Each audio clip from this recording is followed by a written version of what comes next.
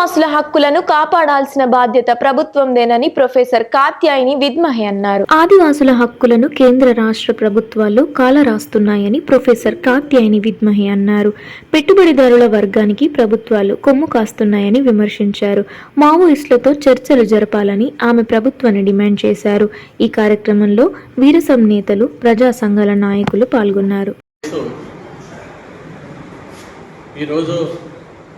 దండకారణ్యంలో జరుగుతున్నటువంటి సామూహిక హత్యాకాండను ఆపాలని చెప్పి ప్రజాస్వామ్యవాదులుగా, బుద్ధిజీవులుగా మనపై బాధ్యత ఉంది కాబట్టి ఈరోజు ఆ యుద్ధాన్ని ఆపివేయాలని చెప్పి డిమాండ్ చేస్తూ ఈ సమావేశం ఏర్పాటు చేయడం జరిగింది. మనం ఆలోచించాల్సి ఏంటంటే ఈరోజు దండకారణ్యంలో ఏం జరుగుతూ ఉంది. ఒక ప్రశాంతమైన వాతావరణం, కార్పొరేట్ ఈ దోపిడీ వ్యవస్థ, దీని వ్యతిరేకంగా ఒక ప్రత్యామ్నాయ వ్యవస్థ ఒక 20 సంవత్సరాల నుండి ఇక్కడ ఉన్నటువంటి బుద్ధిజీవులు తమ కుటుంబాలను, తమ సుఖాలను, సర్వస్వాన్ని వదిలిపెట్టి ఈ భూమి మీద పుట్టినటువంటి పక్షి కానీ, జంతువు కానీ ఏ ఆహారం దొరికినా, ఏది చేసినా కూడా మా కుటుంబాన్ని దక్కాలి, కొడుకులు దక్కాలి అనేటువంటి ఒక స్వార్థమైనటువంటి వాతావరణంలో వాళ్ళు దశాబ్దాలుగా తమ కుటుంబాలను వదిలేసి ఈరోజు ఆదివాసీ సమాజం కోసం అక్కడ ఒక ప్రయోగశాల నడుపుతున్నారు. ఆ ప్రయోగశాల పేరే జనతన సర్కార్. అక్కడ వ్యవసాయం అభివృద్ధి ఉంది, విద్యా అభివృద్ధి ఉంది, నీటి వనరులు ఉన్నాయి. అక్కడ గతంలో అడవులు వర్షాకాలం వచ్చిందంటే 100 మంది చనిపోయేవారు. అక్కడ చావులు లేవు. అక్కడ ఒక విలువైన విద్యా వ్యవస్థ, శాస్త్రీయమైన విద్యా వ్యవస్థ.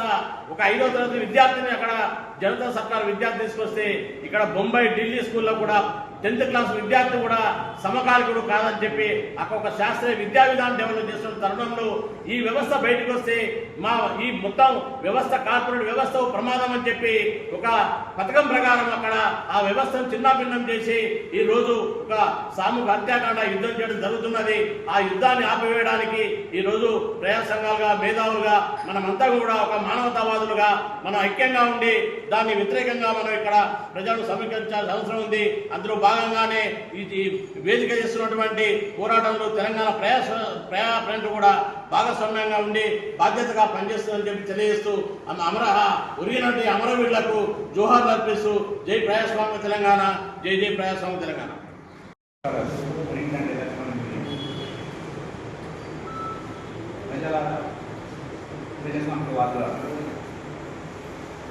గత 4 రోజులుగా మధ్య భారతదేశంలోని ఛత్తీస్గఢ్ మరి దానికి అనుబంధంగా ఆనుకున్న తెలంగాణ ప్రాంతంలో ఉసురు అనే కర్రెగుట్టలోకి భారతదేశ సైన్యం, సిఆర్పి బలగాలు, వేల బలగాలతో ఏకపక్షంగా దాడి దిగిన సందర్భంగా ఇవాళ ప్రజలకు, ఈ దేశ ప్రజలు కానీ, ఈ రాష్ట్ర ప్రజలు కానీ ఈ యొక్క కేంద్ర ప్రభుత్వాన్ని రెండే ప్రశ్న అడుగుతుంది.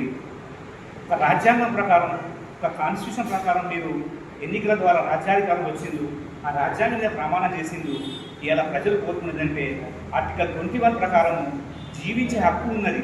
కానీ ఈరోజు ఆ జీవించే హక్కును కాలరాస్తూ ఏకపక్షంగా తమ యొక్క ఆ యొక్క కార్పొరేట్ శక్తులకు ఇక్కడ ఆ యొక్క ఎముకలు పీల్చుకొని ఆ ఖనిజ సంపదలను ఈ యొక్క కార్పొరేట్లకు ఇచ్చే విధంగా, కేవలం అణిచివేసే విధంగా ఆపరేషన్ కగార్ అనే ఒక వేదిక ఏర్పాటు చేసుకుని ఆ రూపంలో ఇవాళ అణచివేత కొనసాగిస్తున్నారు. ఆపరేషన్ కగార్ కంటే ముందు మనకు అన్ని చాలా ఉన్నాయి. ఇక్కడ ఏదంటే ఇక్కడ అంతకుముందు సల్వాజుడు ఉండే ఇక్కడ మైదకర్మ ఆధ్వర్యంలో, తర్వాత ఆపరేషన్ గ్రీన్ అంటే అని, ఆపరేషన్ సమాధానాన్ని, ఆపరేషన్ బహార్ అని, చివరికి ఆపరేషన్ కగార్ అనే అంతిమ యుద్ధం ఆదివాసులు కొనసాగుతున్నది. ఈ దేశ ప్రజలు కోరుకుంటున్నది ఏంటంటే ఈ యొక్క యుద్ధం కాదు, ఇక్కడ ఈ యొక్క మా బతుకు, మా జీవన విధం ఆదిగా కొనసాగుతున్నది. అందులో భాగంగా మాకు అండగా ఈ యొక్క మావోయిస్టులు ఉన్నారు.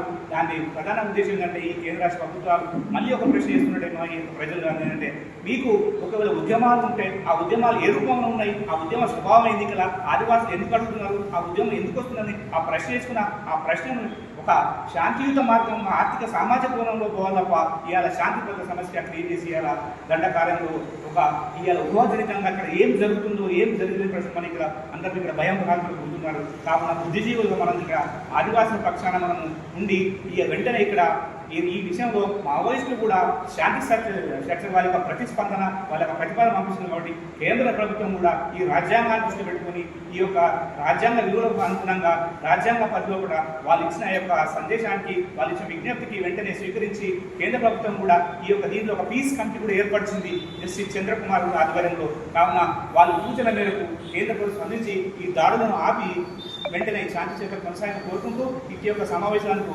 మనకి భాగస్వామ్య సంక్షానం అందరికీ నమస్కారం. ఈ రోజున ఇక్కడ మనం శాంతి గురించి ఆలోచించడం కూర్చున్నాం. శాంతి గురించి ప్రతిపాదనలు చేయడానికి కూర్చున్నాం. ఎందుకు శాంతిని కోరుతున్నాం మనం అంటే ఒక యుద్ధం ప్రజలు ఎప్పుడు కూడా శాంతిని కోరుతారు. మనం ప్రజల పక్షాన మాట్లాడేవాళ్ళం. అందువల్ల ప్రజలు ఎప్పుడు కూడా శాంతిని కోరుతారు. ఏదో మన జీవితం కాస్త సంతోషంగా సంతృప్తికరంగా ఉంటే చాలు, ఈ గొడవలన్నీ మనకు వద్దు అనుకునేటువంటి తత్వమే ప్రధానంగా ప్రజలు. అయితే ప్రజలను శాంతిగా ఉండని అనేటువంటి పరిస్థితులు రోజు రోజుకు పెరిగిపోతున్నాయి. ఎందుకంటే జీవితంలో అన్నీ ఇంతకుముందు మిత్రులు ప్రస్తావించారు. ఈ రోజున మన ఆదివాసుల వరకు వెళ్లకుండా మైదాన ప్రాంతాల దగ్గర చూస్తేనే ఎన్నో సమస్యలతోటి పునారిల్లిపోతున్నటువంటి దేశం ఈరోజు. ఆర్థిక సమస్యలు, సాంస్కృతిక సమస్యలు, మత విద్వేషాలు, అసలు కుల హింసలు, స్త్రీలపై హింస, ఇవన్నీ నడుస్తున్నటువంటి దేశంలో వీటిని ఎట్లా మనం, ఎందుకంటే అన్నీ కూడా రాజ్యాంగ విరుద్ధమైనటువంటివి. రాజ్యాంగం అందరికీ సమానత్వం, స్వేచ్ఛ అనేటువంటి వాటిని అది ఇచ్చింది.